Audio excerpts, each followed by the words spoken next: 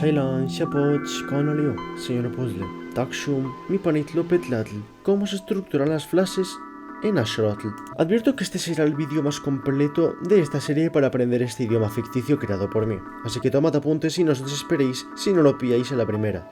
Os dejaré ejercicios aquí arriba para que vayáis haciendo y puede que también haga un par de audios en Axolotl para que os vayáis acostumbrando.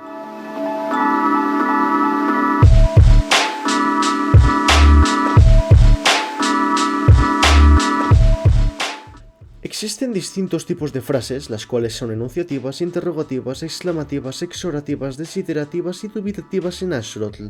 Depende de la clase de frase que quieras decir, el orden de las palabras y la estructura gramatical entera cambian un poco, pero todas se ordenan con el verbo al inicio de la frase, el sujeto luego y el objeto al final. Es decir, en español podremos decir buba va al coche, pero en Axolotl se dirá va buba al coche o takainek buba coche. Si veis que una frase no cumple este orden, no está bien dicho, aunque sí que se puede intercambiar el objeto por el sujeto, solo vuelve a la frase más poética, es solo como en español, Pepe fue al coche, Pepe al coche fue, en donde se intercambia el verbo por el objeto. No cambia el significado de la oración, pero le da un gusto a poesía. No obstante, no se puede usar con un tiempo en pasado o en futuro, solo en presente.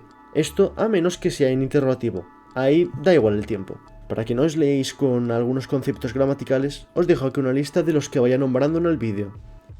Comencemos hablando sobre la estructura de las frases enunciativas. Estas son el tipo de frases más común. Son para hablar de un hecho. El rey de Axolotl fue a Frobis.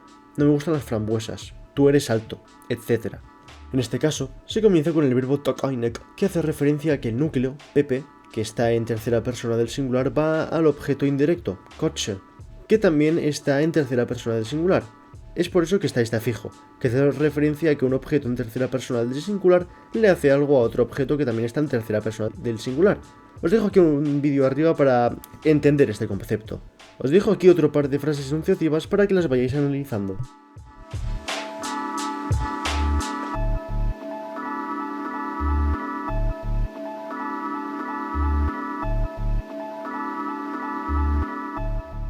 A continuación, tenemos las frases interrogativas con sus correspondientes respuestas. Recordemos poner el símbolo de interrogación al inicio y empezar con el verbo si es que hay, el sujeto con sus correspondientes si es que están. Esta clase de frases no tendría objeto, ya que sería la respuesta a la que lo respondiese. Al final de la frase ponemos el pronombre interrogativo que corresponde. Para responder, ponemos al inicio el pronombre respondiente al inicio de la frase. Este pronombre, que no te sonará a nada, es una variante del interrogativo. Aquí os dejo las dos variantes. Solo si la pregunta es sobre un sujeto, el respondiente chour no se aplica, solo se coloca el sujeto. Aquí os dejo un par de ejemplos de preguntas y respuestas.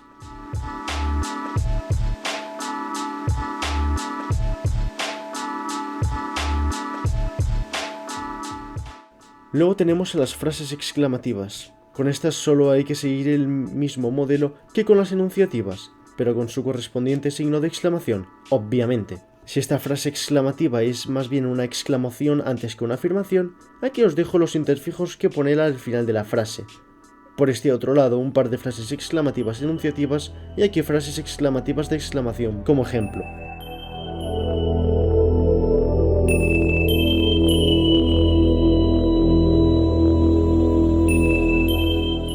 Por otro lado, tenemos las frases exhortativas, más conocidas como imperativos.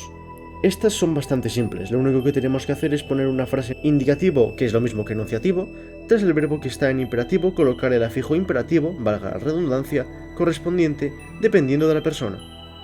Si el verbo de por sí en indicativo ya tiene un afijo de conjugación de dirección de verbo, este se pone separado del verbo en imperativo con un guión. Aquí algunos ejemplos de oraciones exhortativas. Después tenemos a las frases desiderativas, es decir, que hace referencia a un deseo. Ojalá no le pase nada, espero que todo vaya bien, me gustaría que mañana lloviese, etc.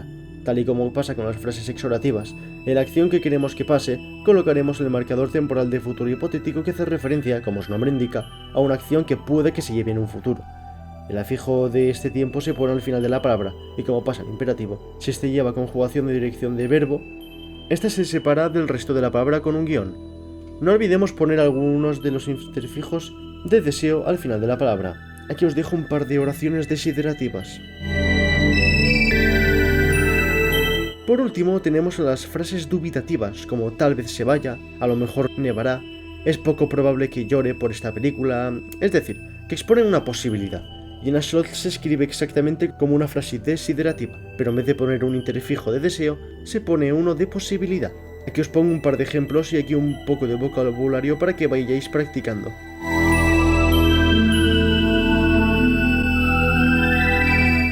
No es necesario por el momento que sepáis cómo decir una frase entera en Axolotl, pero al menos ya os sabéis la estructura, y a medida que os vaya enseñando este idioma, podréis poco a poco hacer oraciones más complejas.